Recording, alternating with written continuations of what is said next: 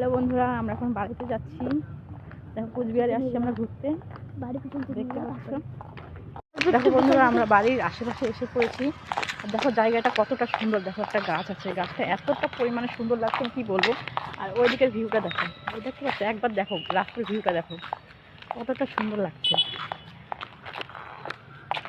দেখতে পাচ্ছ। দেখো বাড়িগুলো দেখতে পাচ্ছ, এত পরিমাণ সুন্দর লাগছে কি বলবো, বলার ভাষা পাচ্ছি না। জায়গাটা এত পরিমাণে ভালো লাগছে, থেকে যেতে। বন্ধুরা ও বলছে, আমি ওকে বললাম কি যে এটা কি বাড়ির রাস্তা, ও হঠাৎ করে এমন রিয়াকশনটা দিল।